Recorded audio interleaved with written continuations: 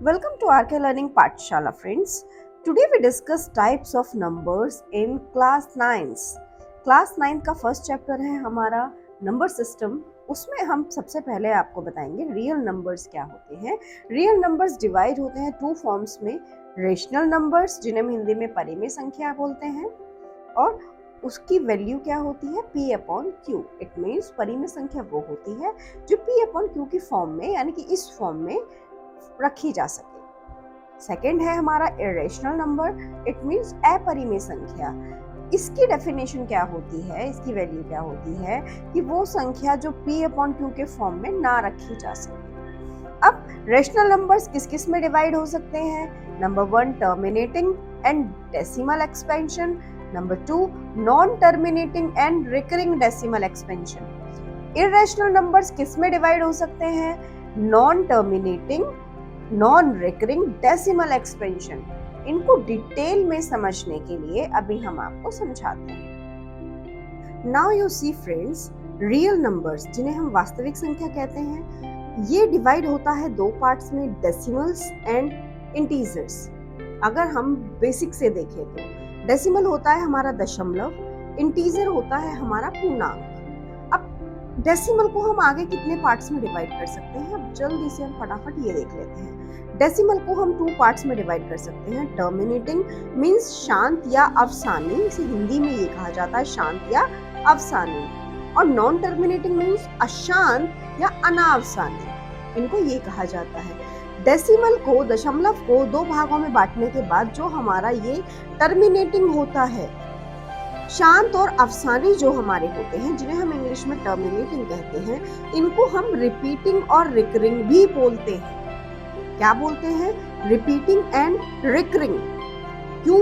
अब आप ये देखिए, आप ये कहेंगे 1.5 तो रिपीट नहीं हो रहा है, या 2.75 के बाद तो कोई डिजिट हमारी रिपीट हो नहीं रही है। ये बिल्कुल सही बात है कि ये रिपीट नहीं हो रही है, लेकिन मैथमेटिक्स में अगर हम इसके बाद जीरो कई बार लिख दें और कई कई बार लिख दें, क्या ये जीरो हमारा रिपीट नहीं हो रहा है? क्या हम ऐसा हो सकता है कि हम इसके आगे जीरो नहीं लिख सकते हैं? बिल्कुल हम लिख सकते हैं, लेकिन उस जीरो की जो मान होगा, जो वैल्यू होगी, बस वो कुछ भी नहीं होगी। इसीलिए ये हमारा रिपीटिंग भी कहलाता है और रिकरिंग भी कहलाता है।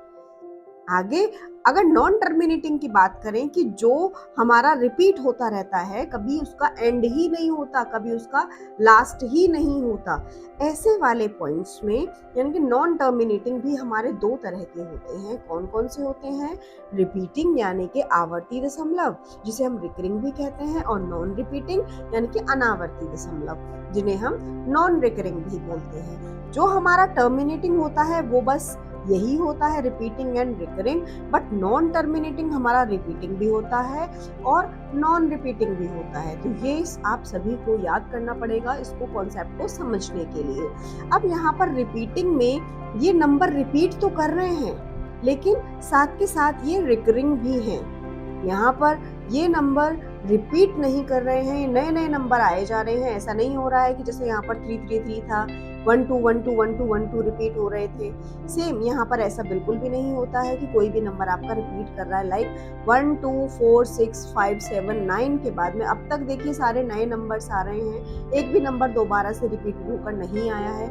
ना यहाँ पे 99 आ रहा है, 9 के बाद में 1 2 4 6 5 भी रिपीट नहीं हो रहे हैं। जो नंबर रिपीट नहीं होते हैं वो नॉन रिपीटिंग में आते हैं, जिन्हें हम नॉन रिकरिंग भी बोलते हैं, अनावर्ती दशमलव। तो ये हमें ध्यान से पढ़ना पड़ेगा कि टर्मिनेटिंग जो होता है वो रिपीटिंग होता है और रिकरिंग भी होता है, लेकिन नॉन टर्मिनेटिंग हमारा रिपीटिंग भी होता है और नॉन रिपीटिंग भी होता है। तो कुछ ऐसे नंबर्स हैं जो रिपीटिंग वाले हैं, कुछ ऐसे नंबर्स हैं जो नॉन रिपीटिंग वाले हैं। अब जो रिपीटिंग वाले नंबर्स हैं उनके ऊपर अगर एक ही नंबर सेम आपका रिपीट हो रहा है तो हम बार लगा देते हैं। अगर 2 नंबर भी रिपीट हो रहे हैं 1 2 1 2 1 2, तो हम क्या करते हैं 1 2 पर बार लगा देते हैं कि जो सेम डिजिट आपकी रिपीट हो रही है, जो सेम अंक आपका रिपीट हो रहा है, वो अंक आप ऊपर बार लग जाता है।